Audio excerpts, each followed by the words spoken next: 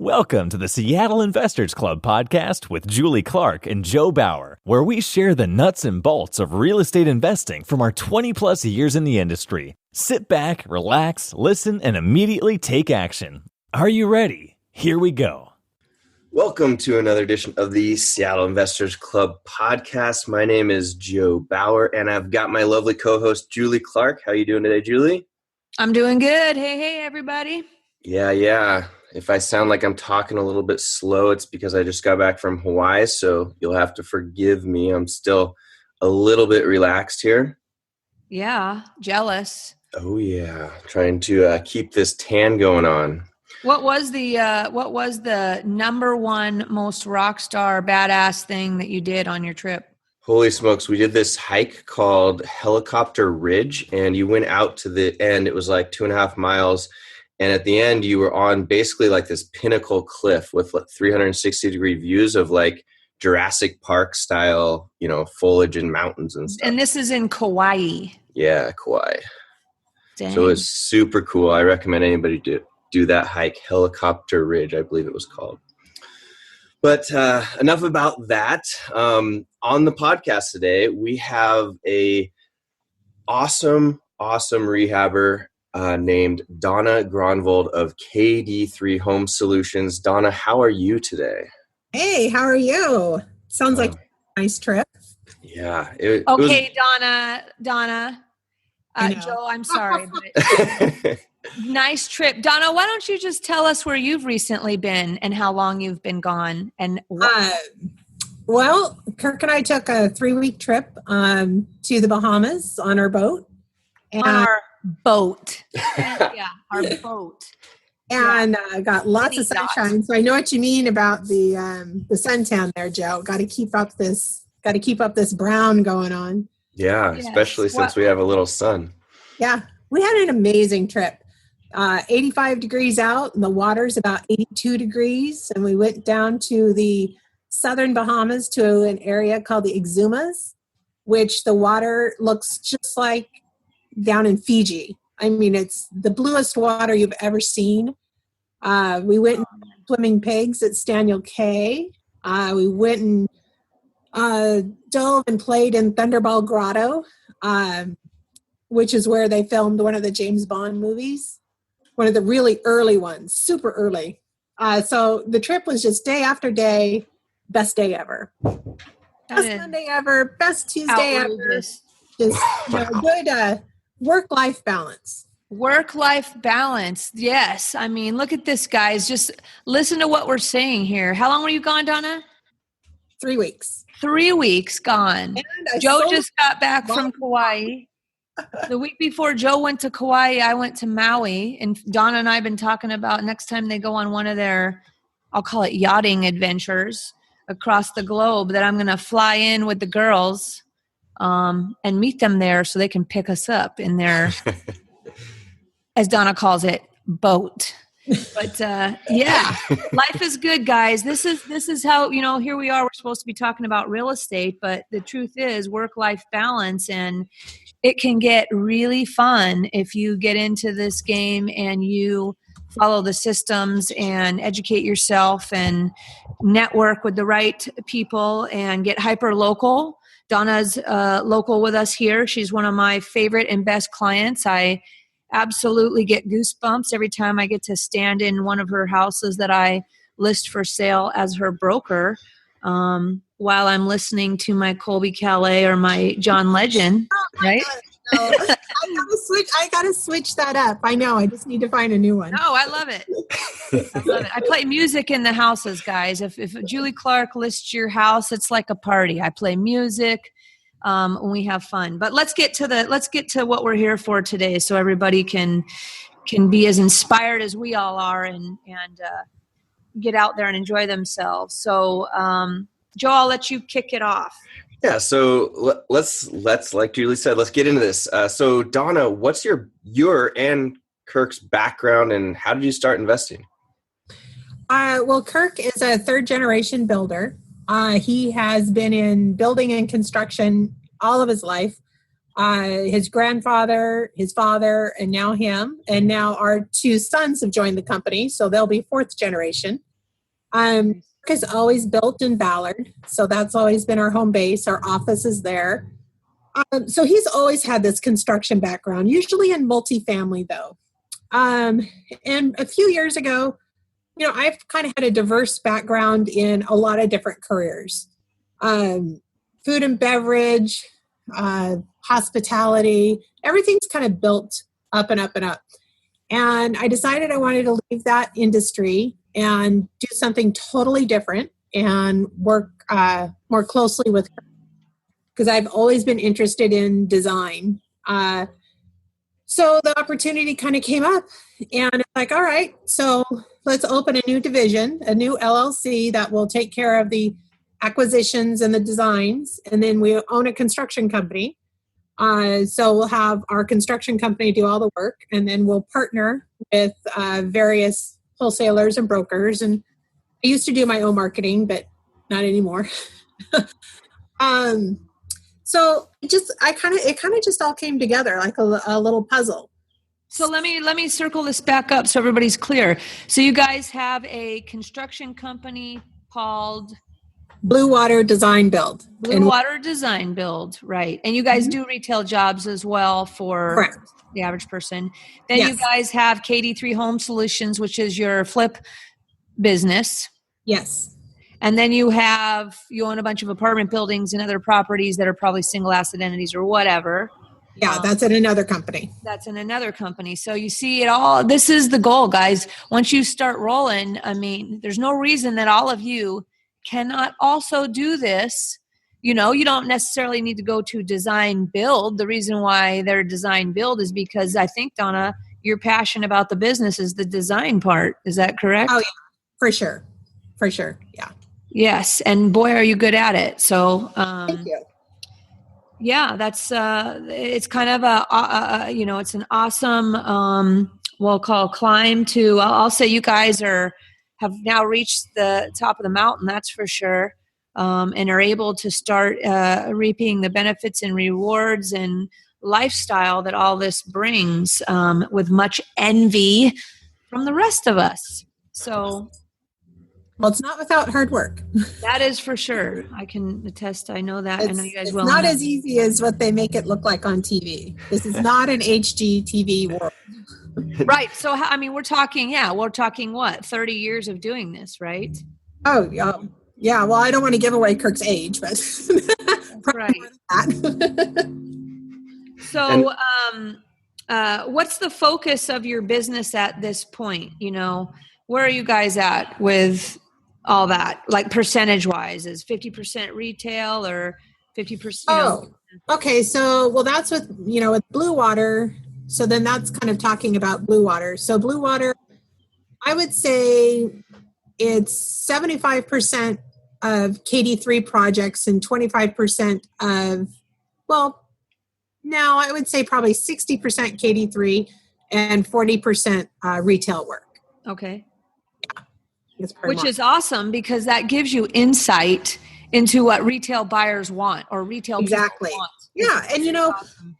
When you're working with retail clients, they're like a new idea source. Just playing off what you just said, we have one client that we're building a modern farmhouse in Ballard. And, she's very active she's very visual in what she wants. So it's great to see from her what people are looking at in that farmhouse style. And it's a great idea source too, because sometimes she's sourcing things that I've never seen. It's like, oh, great, I got to save that. I got to save that. You can get ideas from anywhere to incorporate them into your own projects. Design tips. I'd say the same if you're a real estate broker for you people out there that all should get your real estate license. I always say somebody on the team should have a real estate license for savings. And I think we just put out another podcast today that covers that topic a little bit as well. But, as a real estate broker, I'll tell you, I get to see from just retail clients what they're interested in. It all ties together. So I think everybody will find that they start as one thing and they evolve into like a just a global real estate entity with all kinds of plugins, I guess I'll say, which is the fun part. I love the plugins to this business in general on whatever your, part of the business you love or whatever part of the business you do. I always would say to challenge everybody to think globally. What streams of income or what streams of information or can you get easily to plug into your business to just kind of push you up, and give you intelligence about what it is that you're doing, right? So it's all fun. I love that kind of stuff. So, we know that you have great life balance because you just spent 3 weeks on your boat in the Bahamas. So we know you got it covered there. Yep. Awesome that your boys are getting involved. How do you guys split the roles between you and Kirk? Because this is another awesome topic for another podcast. We actually have it on the books to do with some of our other friends that are husband-wife teams. But how do the roles split between you and Kirk? Just if everybody realizes they're married, so family. Yeah, it's very cut and clear. So I handle all of the acquisitions. I do all the running all over town. I work with the wholesalers and brokers who are bringing me properties to work on the comps, the budgeting, how much it's actually going to cost to do it. Because, a wholesaler and a broker really, I don't think, have a full understanding of construction costs if they're not involved directly with construction costs. So you always have to make sure you do that yourself. Because construction costs are continually changing these days. Yeah. That's even myself, I'm full-time involved with, all you guys. And still, I just got shocked on one of our deals on the costs, for a full flip that we did. And you're right. It's kind of, unless you're on top of that stuff all the time, even if you're a broker or a wholesaler, in the bubble, but not in the field, it can be, right. The numbers change all the time. So I take care of all the acquisition and pre-acquisition. Once we have the property under contract, I hand that over to Kirk because he's very good he takes over with that part as far as dealing with the closing. I have all the financing set up. If we're going to be using any kind of private or hard money, I get that all lined up. And then it's like a package I hand over to Kirk. And it's like, okay, here's everything you need, or hopefully everything you need. And he takes it from there through closing. And then it comes back. Now we have the keys. So he's the paperwork guy, you mean, on that closing process? Yeah, he is very detail oriented. And it just seems to work best that he takes that part over. Nice. And so then the property comes back to me, and I set up, along with Kirk, we start a calendar on our phones. Our son got us started doing this. So it's great to have that new blood in the company. Right. To just print up a calendar and, do it the old school way. But now we have an app. It's called Time Tree. And we use this app, and you can share it on everybody's phones that it pertains to, and you can have multiple calendars going on. So we get that started. We get everybody hooked into, on the construction side, the foremans hooked into that calendar. Yeah. Who's all in the Time Tree calendar? Our foreman, Cameron, who is our project engineer, Kirk, and myself. Nice. So then we start with as-built. Because it's in practically every project we do, we have a full set of as-built drawn. Because this just makes it easier for your crew. You got a big, huge plan up there on the wall. Everybody's moving in the same direction. So we'll have what's it cost you to get an as-built done about roughly? Well, it depends. Probably $300 or $400, depending on your CAD person. And forgive me, what is an as-built? An as-built shows the existing structure, how it lies. Okay. And what the city is going to want to do if you have to go for any kind of permits, whether it's, your full building permit, or maybe you're taking out a structural wall, they're going to want to see the as-built, and they're going to want to see the proposed plans. So the as-built tells the city, this is the structure we're working on. And then proposed plans shows them what we're going to do. So that when we take those plans up to the counter, Kirk is very good at getting over-the-counter permits.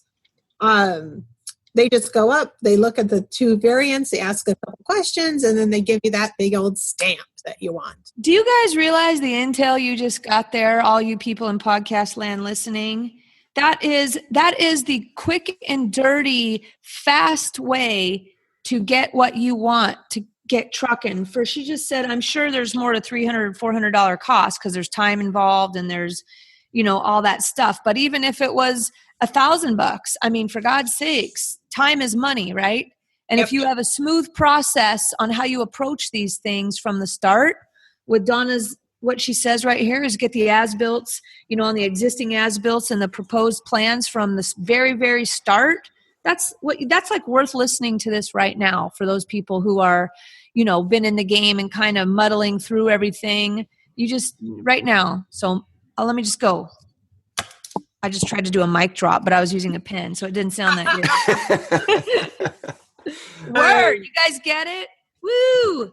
Virtual high five around, the horn here. Nice job. So then, after that, I work on the design, the spatial design part. And then if it's a house that spatial design probably isn't my biggest forte. So we do have a go-to person that they are a master at revisualizing a space. So if I have a space that's really I can't figure it out, I'll have the spatial concept done by somebody else. Is that just an architect? Or proposed? No, I don't use an architect. No. Space. Don't waste money on an architect. Yeah. So then the proposed plan. So that goes back to Kirk, and he takes that over as Blue Water goes into full motion as far as getting this space designed the way it needs to be, getting our electric, our HVAC, our plumbers, all that behind the wall stuff that has to happen. They're constantly working on progressing this house forward. And then I step over to, I'll call it the pretty side. I'll be pulling all of my soft finish, all my hard finishes for flooring, tile, flooring, cabinets, backsplashes, carpets, vinyl flooring, wood flooring. So I'm pulling all that together while they're actually in construction. And so you some big rehabbers or volume rehabbers have 3 plans or 2 to 4 plans or whatever they have that are kind of preset plans, finishes that they go to and they use on every house for their, what do you want to call it? Their list of what they're going to do. I don't know why I'm drawing a blank on what I want to call it right now. Their scope of work. Scope of work, yes. But you guys, I know you guys don't do that because your joy is the design spot, or do you do it a little bit? I have taken components and repeated them because I found that they were cost effective. If I find something that's cost effective and it looks really good and sharp and rich, then I'll probably take that component and reuse it. And I've done that a lot with my engineered hardwood floors. I'll find something that's a good value and it's a good product. I don't always look for the cheapest item because that can come back on me in a few years. But if you find something that's really good, you can repeat that component. I am not a fan of repeating the same house over and over and over. I know Kirk would love it if I did that. Right. In fact, in the very beginning, he tried to get me to do that. It's like, no, that's so boring. I wouldn't be doing this anymore if I had the same design in every house. But that, like we'll say, you guys out there listening, that might be different for you. I mean, everybody, when you're in the real estate business or any business, just life in general, you have to find your joy in whatever it is that you're doing. So if you're not a nut for design like Donna, maybe it does make sense for you to be, if you're a nut for systems like Joe, right? I'm just plain nuts, so we won't talk about me. But if you're a nut for design like Donna, then that's why she does these things this way, because that's her joy in the process. We have other friends that are more systematized and do that, stamp the same thing. Of course, some of my hedge fund clients, or they do it based on what's on sale, which can be, in my opinion, yucky, a way to do things, but it is what it is. Everybody has their way. Yep. So awesome. So you got your design side going while they are taking care of moving the behind the wall stuff after they've had their spatial design done and everything like that. So you guys are working on parallel levels moving forward. Exactly. Yep. And then from there, fast forwarding through, I typically do jump in around the middle, and I work kind of closely with our tile guy, because we discuss tile sets and everything. So I do have contact with the subs as well, but I do try to limit that so there's one voice. It can get kind of confusing, especially in a husband-wife situation, with contractors not knowing who the go-to person really is. Yeah, who do they take their direction from? Yeah, you have to make sure that there's one voice. Otherwise, things are going to get done wrong, and it's going to be, she told me this, he told me that. So I've been a victim to that. I've done that, and I just really work hard to have Kirk be the voice of the scheduling, and then any questions I have, I route them through Kirk, so he routes them through the contractor. But these guys, we work with the same guys all the time. They know my role. They know Kirk's role. I know you guys use subs and you have some employees.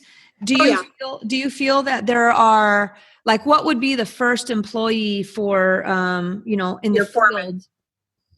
Foreman, basically project manager. You call it a foreman, or is that something different? Well, project manager is different than a foreman. A foreman is, a bags-on foreman. So he is actually doing the work as well as working directly with the subs and inspectors. He is your on-point person. A project manager, which is also a project engineer, they're people that are the right hand to the foreman, as far as foreman calls project manager and says, you know what, I need a load of this kind of lumber, this many sizes on Tuesday. So the foreman stays on site. Yes. And the project manager, project engineer does all the running and the delivery schedule and all that stuff, because you don't want your foreman to get swamped with that kind of work. Who approves payment to the subs? Pardon? Who like, I know Kirk probably does, but I mean, what's your process of all the invoices, all the quotes and the invoices come to the office. So they come to Kirk's email. They'll send all the quotes and all the invoices, and then that gets routed through our accounting. But I mean, doesn't somebody do like a spot check to make sure the work's done on progress payments and all that? Who does that, foreman or project manager? Well, that's your foreman. Okay, gotcha. Yeah. So what's Kirk's role, since you have a foreman and a project manager? Well, Kirk oversees everything. Kirk is the, he works hand in hand with the foremans as far as making sure that the foreman understands the job and how it needs to be done. And you have to remember, Kirk's been building like large buildings for over 30 years. So a lot of the times, the foreman may say, you know what, these stairs aren't going to work. How are we going to do this? And the two of them will work through the solution together. Right. Both, since Kirk is wired that way, he's a great problem solver. Yep. They'll come, sometimes we'll have a foreman come to us and it's like, there's no way we can do this. He's like, yeah, there is. We do this and that. We make these adjustments. Right. So what do you think Kirk's favorite part of the business is? Yours is the design? Yes. His is the actual construction. He loves construction. Yeah. So he visits the job sites every day or every other day. So because keep in mind, right now we have 6 active jobs going, both retail and KD3. Right. So he typically spends his morning going to each job site and checking progress on each one. And then he spends the afternoon in the office doing everything else because, we have other companies too. Right. 4 active companies. But somehow you were able to figure out how to leave for 3 weeks to the Bahamas. Yep. You have good people working for you. Right. And then you use WhatsApp. What do you think? It might be, who knows if, everybody has their own opinion, but what do you think a salaried foreman or project manager would be these days? Like for a solid person that's worthy. Experience. So in a foreman position, there's a lot of variables. You look at how much experience they have, their tools. That's a big part of being a carpenter and a foreman is you got tools. They've got to own their own tools. Yeah. Yeah. And that's just part of the trade. That could be something easily overlooked by people, that all of a sudden you hire somebody and they have no tools and you got to go buy them a bunch of tools. Yeah. So, I don't know, a lot of people are in this, there's not a lot of people in this position that are going to hire employees. They're usually going to hire a GC, which they have to with state law. You have to have a GC, a licensed GC, building the properties that you're going to flip. Has that been back and forth over the years on if that's a requirement or not? It is though. It currently is. And Master Builders Association fought hard for that. And it's important because if you put yourself in a buyer's position and they're buying a house that has been, renovated to flip, wouldn't you want to know that a licensed bonded contractor was behind that? Well, yeah, as a real estate broker who lists flips of our own and of others, of our Seattle Investors Club members or anybody else, the brokers, there's so much flipping going on these days. The average broker who's outside the bubble of our world is now asks a lot more questions than they used to. But I will say something interesting from the broker standpoint is that if I have a client, a flipper who has remodeled a house and not gotten permits, which, that's their choice. Of course, if they ask me, I would say, hell yeah, you need to get the permits. And we aren't going to cover that topic today because I know that when I say that to you, you're starting to get your blood boiling. So just let's not go there. Permits, obviously, are obviously, some people do, some people don't, and that's not the topic today. But when I list somebody's house, a flipper's house who has not, and I don't know, until we get in there, that it's amazing that people are still buying it. I will tell you, from the broker's perspective, I know people who pull permits don't like to hear that, and I don't recommend it. And I wouldn't say that there's no, there could be serious problems that happen after the fact. But the buyers in April of 2018, which is when we are right here, are still buying those damn houses, even if on the Form 17 it says no permits. It's weird, and it's not good news. Like I said, I'm not saying that that doesn't mean there isn't sometimes problems after the fact, but right. And I'll just say one thing. Control, Donna. I know. If you are doing these projects without permits, just wait until you get caught, because the city will have no empathy for you and they will make your life hell. Agreed. And I do know a general contractor. Actually, he's even a general contractor that wasn't getting permits. That's even the crazy thing is some general contractors don't get permits, even, though they know better. And he just basically lost everything. That's the second story I've heard of that in the last, I'll say, 6 months. So you guys, we're not here to talk about that today. So we're going to move on. You guys, I always say honesty and putting your best foot forward. I just want to sleep at night. I don't, that's all I care about is I don't want to have any worries, and I want to sleep at night and follow the rules, Oh, yeah. Hallelujah. Amen. We'll put that one to bed right now. Yep. Let's move on here to the next kind of question that I have for you. And that's, let's talk about kind of rehab costs and breaking things down. So I'm not a contractor, when, my basic mind about these things is that on every project, there's things, I know enough to be dangerous, guys. You know what I'm saying? But there's on every project, there's every project has things that are just like must do basics. Obviously, life safety issues are pretty obvious choice there. Then there's the must do things. There's then the most common things that you're going to do on every project. And then maybe there's the wish list items, like you want to do these things if your budget allows, because hopefully everybody's paying attention to their budget and has built in a line item for overages, which I'm sure Donna will tell us you have on every single job. So you have a percentage line item for overages and change orders. But let's talk about, Donna, on that thing, on cost, not necessarily the process of, we got the as-built and the spatial design, and then we have the, your team taking it into actual construction behind the walls while you're doing the design. That was awesome sauce. But now let's talk about, what costs you're going to have on every project. We'll start with that. Okay. Essentially everything. Yeah. When we go into a project, the houses that you're buying or that I'm buying, they're haven't been maintained. They're pretty junky. I've never got to do a house where it was lipstick, paint, and carpet. I've never got to do that, but that's okay. So typically something I know 95% of the time we're going to have to do is a new electrical panel.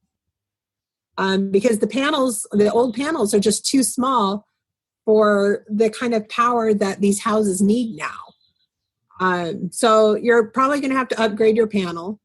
Sometimes I'm able to save the furnaces. If they're in good shape and I have it serviced, you can sometimes save the furnace. So that's one that can go either way. But if let me just back up. When you say new electrical panel, you're just talking about the panel, not necessarily a full rewire of the house. Oh, okay.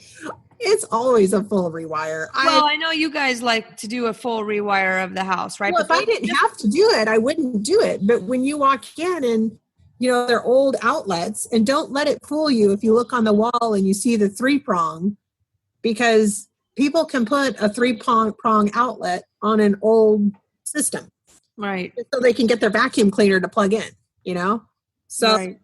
Make sure that if you want to unscrew those three prongs and look back there and see if that wire is there, that third wire to ground it. That's the only way if it's properly grounded.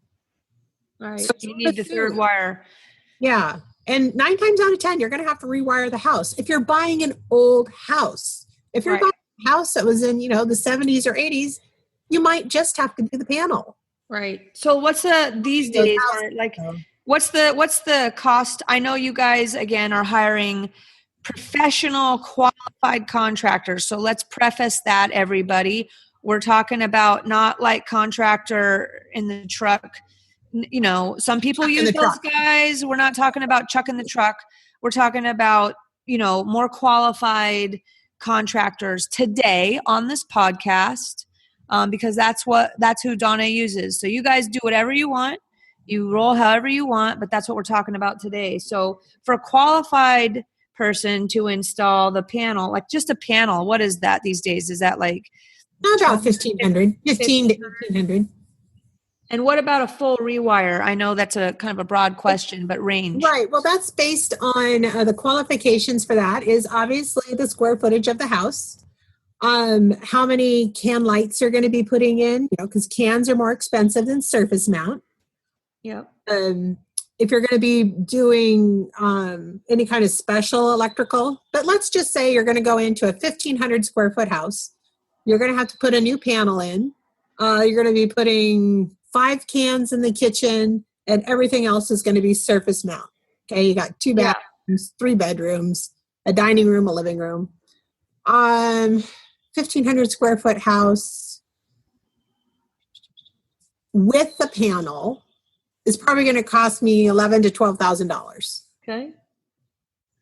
Gotcha. And then if I start throwing in a bunch of cans and I want them to add cable TV and I want, all these extra things that I do in my higher end houses, right, it's going to cost more. But if I'm just doing your typical 1,500 square foot Rambler first or maybe even second time home buyer home, I'm not going to be adding those things. I'm going to be giving them the 5 cans in the kitchen, which is kind of my standard. The chandelier in the dining room. I typically don't do cans in the living room. I can kind of save that way.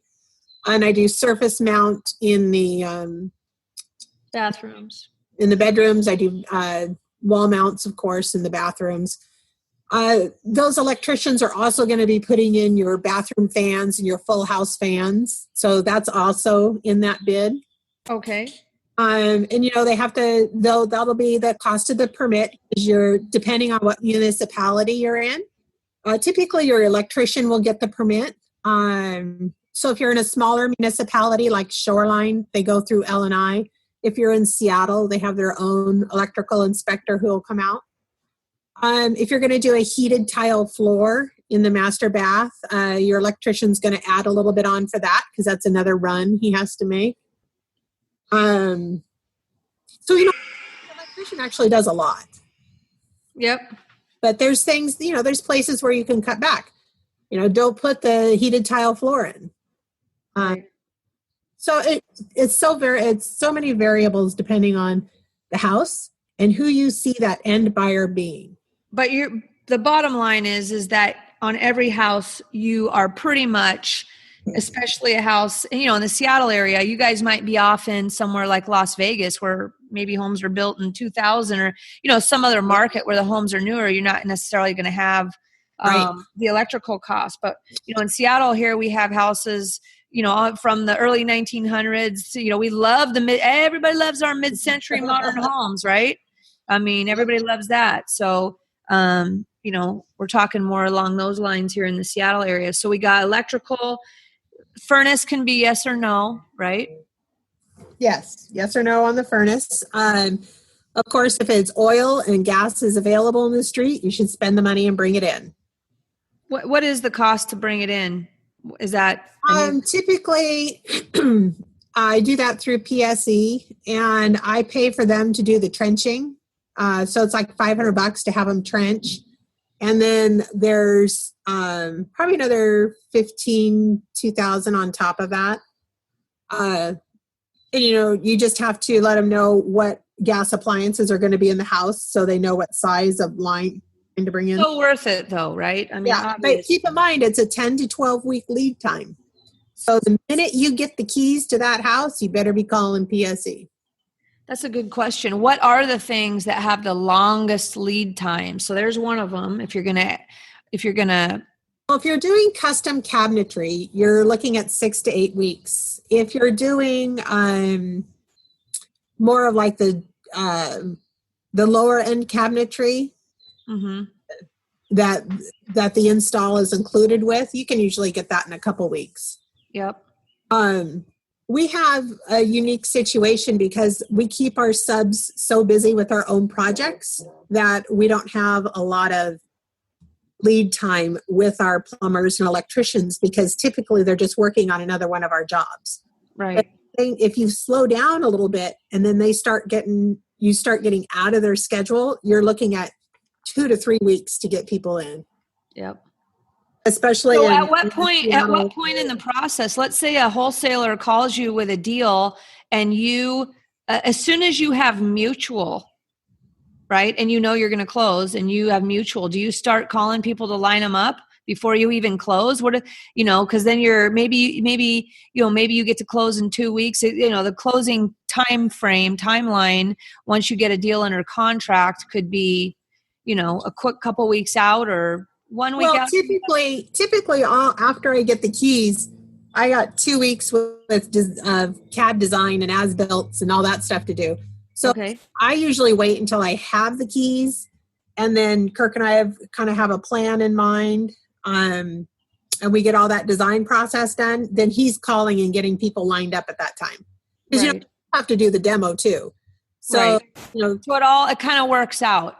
So Yeah. you get it all. You guys start planning what you're going to need before you close, and then once you close, you just start off to the races. And it kind of call on the utilities that day. I get all the utilities turned over, get all the spreadsheets started, make sure I have all the budgets on the shared drive at work so that Kirk has access to them too. Because inevitably he'll ask me, how much did you budget for plumbing? How much did you budget for sheetrock?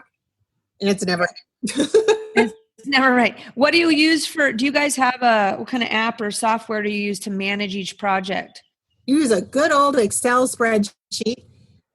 And I typically end up having to update them almost all the time because I'll take prices of labor materials is going up so much in our area so fast that I'll just have to go back to another job and say, okay, I budgeted $15,000 in sheetrock. How much did it actually cost? And then I'll reconfigure the price per square foot, and I'll make notes in there as far as what kind of work was that? Was it texturing? Was it, full blown new sheetrock throughout the whole house? Because that change numbers a little bit. You can't just use a square foot number for everything. There's variables with each job. So it's like your best guess. Right.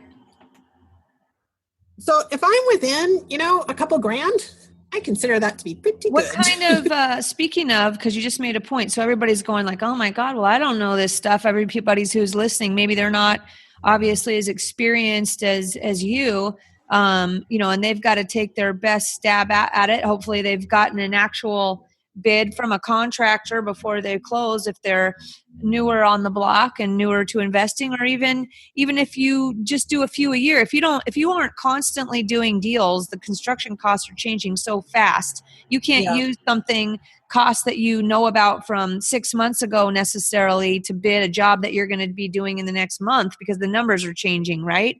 Because if you're only doing, if you're not doing deals every month, your lag time's longer, your costs are longer, your costs are higher than they were the last time you did the job. I mean, you guys got to be on top of this, right? I mean, so as a catch-all though, you're going to need to, in case you're in that position, you're going to need to have I'll call it a change order, kind of a budget for, reserve to go over that you're going to go over. Yeah. You think that's like 10%, 15%? Oh God, no. Like 20. Okay. Yeah. You might as well build it in there. And if you don't use it all, good for you. Right. I think some people would be like, scenario. Right. The tough part is getting deals these days and everybody's got to be so tight on the numbers, or you can't get the deal because the guy next to you is going to be Donna. The gal next to you is going to be Donna, and she's tight on the numbers. Right. So there's two ways to battle that. Right. How do you get leads that have no competition?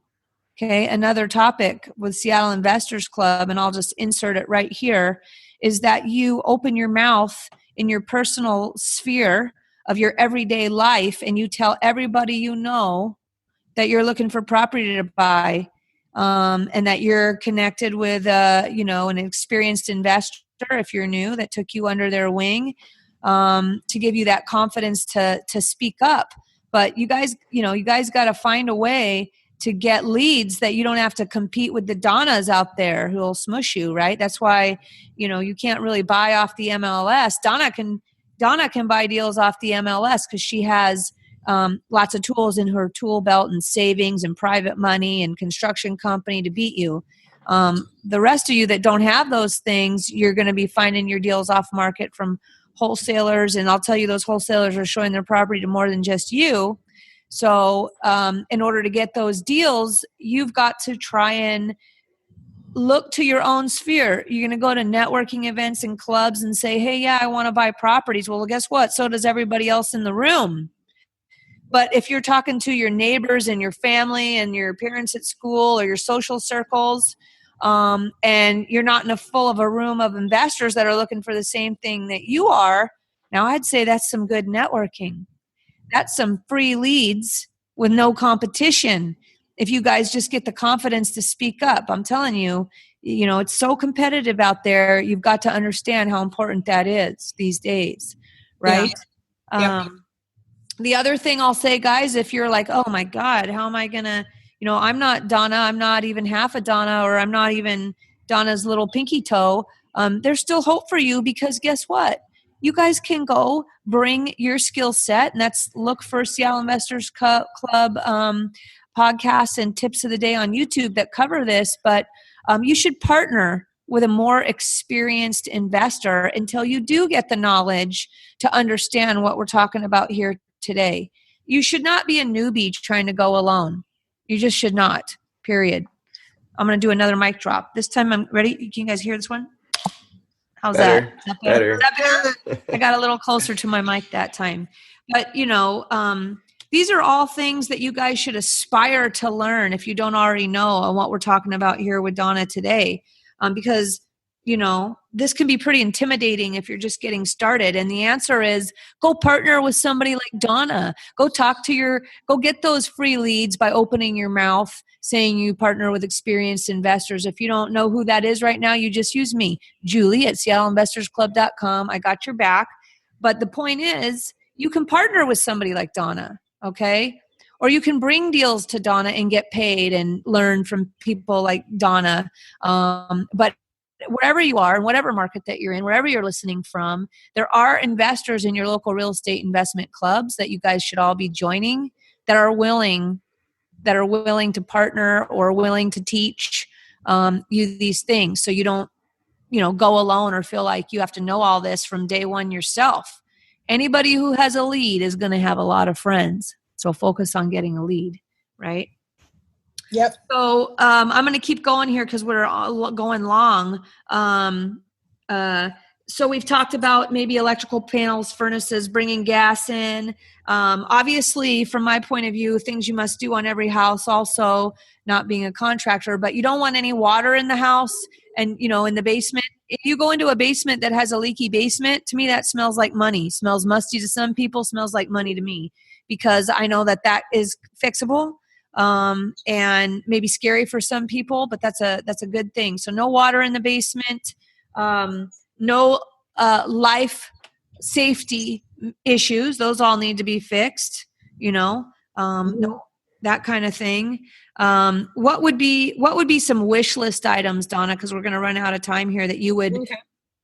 I always like extra things I like to do when I have the money, or I think the end user is going to want it. I like to do heated floors in the master bath. And if I have enough room, I'll do maybe a heated floor in the main bath too. But I really like to do the master bath. Those are the people that are writing that big old check for that house. So I like to treat them with that. If I have extra money again and the house is worth it, maybe I'll do a custom walk-in closet. Yep. What does custom walk-in closet mean? Does that mean it'll have all the shelving, kind of like the California closets. Right. Okay. California closets though. So those are some other things I'll do. I'll put upgraded lighting in. I'll do some really nice lighting. Some inexpensive things that I do that look high end, but they don't cost me very much. I like to do accent walls that are 3-dimensional. So I'm not talking about just putting paint on a wall. I'll put a grid pattern on it, and I do different grids. And sometimes it'll be all one color, and sometimes my grids will be white on a darker wall. I'll put in tile mat floors. Doesn't cost a lot. My tile guy doesn't charge me anymore for it, but it's a good look. I'll put in large mosaics in a tub shower surround. Doesn't cost me much. Doesn't cost me more, but it looks good. So I'll put mosaics behind the stove. It's all these things that if you work with it, you can make a first-time homebuyer house, you can make them feel like they're in $1 million mansion. You just add small things that don't cost a lot, but they have a big impact when that person walks in the house. And that's what I always look at. When they walk into the house, what special thing are they going to see in this room? What special thing are they going to see in the kitchen? What special thing are they going to see in the master bedroom and the master bath? I try to put something special in each room, typically not like the extra bedrooms. The master, yes, but the other 3 bedrooms, probably not. Right. But you have to keep that buyer in mind and what they are going to be thinking when they first walk in that house and they open that door. Is there anything that you try to avoid? Like, if possible, you stretch to try not to have to do something. Would that be like a roof, or do you pretty much always put a roof on, you feel? Oh, I know it depends on if it needs it, but. Yeah, I mean, if the house doesn't need a new roof, I'm not going to put it on. Where do you stretch, like push yourself to not spend the money? Does that make sense, what I'm asking? Yeah, and I actually did a house like that last year, and it was really hard for me not to spend the money. This is a topic you and I talk about all the time, right? This is me. I am always trying to challenge you to do less, but you I mean, you in particular, you have a brand, right? I mean, there's some, and it's your joy as well. Yep. It is. It's our Blue Water name on it too. So, right. But with this particular house, the neighborhood didn't need it. The house didn't need it. I would have wanted it because that's my thing. So in the kitchen, I didn't put a backsplash in. I only did the 4-inch backsplash, that runs up the same as the countertop. I only did that. And another thing I know that you save on sometimes, which I also arm wrestle about, is doors. I know. I'm telling you, buyers, you guys, from a broker's perspective, you guys can get away with a lot of stuff, and doors is certainly one of them. Reusing existing doors. Yeah, I put new hardware on it, but you can only do it if they're not fringing up on the bottom. Right. You want to know what? I think, here's my twist on that for you, that I think you can get away with like interior bedroom doors. What are the ones that always make me pucker up a little bit when the buyers are walking through is the bifold doors. When there's not the best bifold doors, that's really where the buyers, I feel, notice like, but the actual, bedroom and bathroom doors and stuff, I think you can get away with, but those damn bifolds, you guys, brokers, has a lot of listings and deals with a lot of rehabs. Those bifold doors, if they're flimsy and cheap, that is such an easy thing. You reuse all the rest of the doors, but make those bifolds a little sturdy. That's my wish list. Does it really matter? No, they're going to buy it anyways. I'll tell you that much. But another area that I cut back on that same house is the tub shower surround. I did the prefab, the 3-piece remodeler kit. I put prefab in, and then in the master shower, I did the prefab in there too. So I saved costs by not paying for the labor and materials for those showers. I did do the floors in tile because the counter was quartz. So it looked I felt I needed to do something. In the laundry room, I did a vinyl, a really nice vinyl. And in the downstairs bathroom, I did a vinyl floor. And, sometimes people cringe at vinyl, but there's some really nice higher end vinyls out there. Yeah, there is. And it's kind of like my new downstairs thing right now. And there's some really cool ones to use. And there's kind of like that, vinyl, you think back to the 1970s, but they've got some cool looking stuff now. So you just have to look hard for it. Right. But that's how I cut back. That really, it's not my design. It's not what I would have wanted to do, But in that particular house, we had to spend so much more on life safety, all that stuff behind the walls that needed to be done, that it ate up a lot more of the budget than I had anticipated. But in the long run, these home buyers will be able to put in the tile surround if they want, because it's easy to pop those prefabs out. So Right. I gave them all the important things behind the walls and to the house and the floor plan.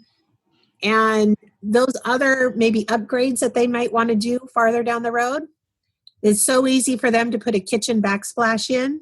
It's so easy for them to do those other things that they can do that when they're ready to, and they don't have to worry about replacing plumbing or upgrading the electrical. And let me say something on that point, because Donna's making some great points there, right? You can't see that stuff necessarily behind the walls. When you guys are off, wherever you are, using a broker, or if you're, I call it silly enough to do it yourself, if you're, MLS for owners, I don't know. That's another debate for another day. But, if you need to be working with a broker that understands how to market and discuss and, put, we'll call them silent talkers even around the house that says new panel or all new plumbing. And, that is so important to the buyers coming from the broker side. To know, like, if, you might not have got that, I could easily say to somebody, you could easily put that backsplash in, or you could easily, change that carpet to wood or whatever you want. Right.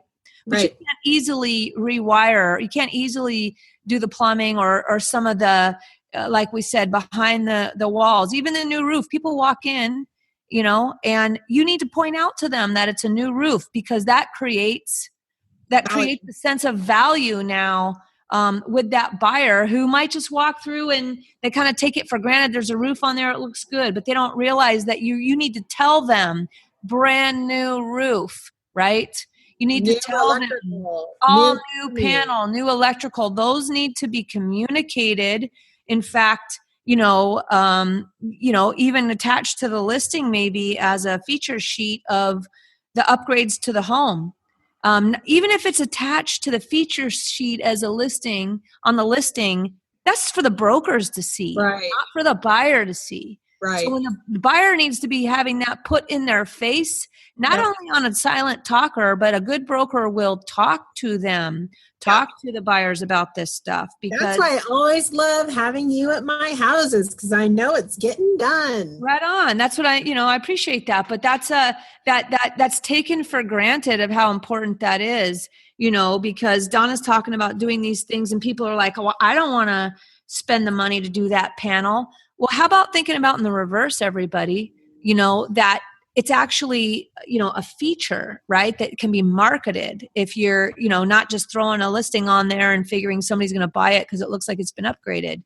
There's an art and a science to all sides of the transaction. Some people might approach this thing like, I'm going to do as little as possible. My opinion is, if that's the way you're going to roll with your rehabs, then you should consider a different business model, and that's called prehab. One of my favorite. It works really well right now. Donna and I also talk about this and, what that means in today's 2018 hot market, which isn't just in Seattle, it's across the country.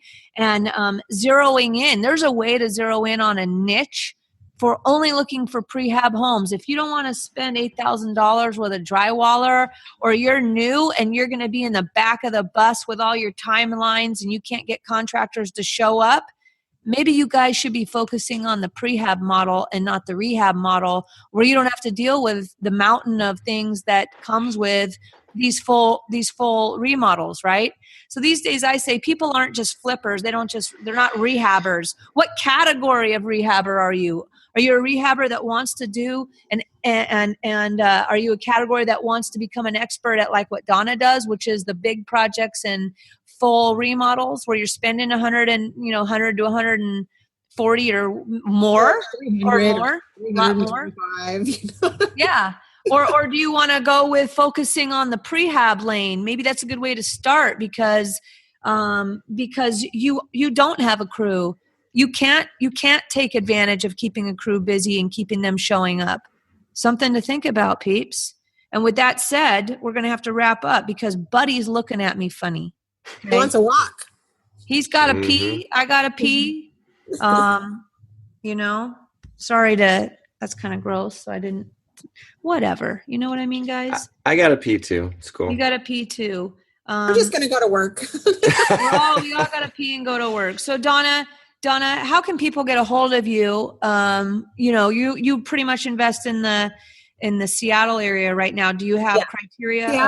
Seattle, North Seattle, Edmonds, Shoreline, Kenmore, all that good stuff. If I have to cross a bridge, I'm not going to go there. So I don't do. She's spoiled, guys. She spends 3 weeks on her quote boat in the Bahamas. So, if you deals outside of those zones, you can send to me, and I will disperse off to whoever I know in our area wants deals, or we might want that deal. But for Donna, how can they reach you? They can go to my website, KD3HomeSolutions.com. So it's the letter K, the letter D, the number 3, homesolutions.com. I have a lot of my projects there, so you can go through and you can look at some of my ideas. The design ideas right there, guys.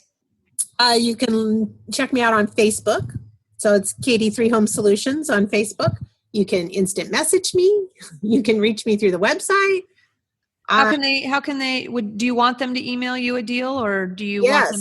Okay. Of course. What would that? I'd love the opportunity to connect and see if we can work together. That's right. Lay it on us.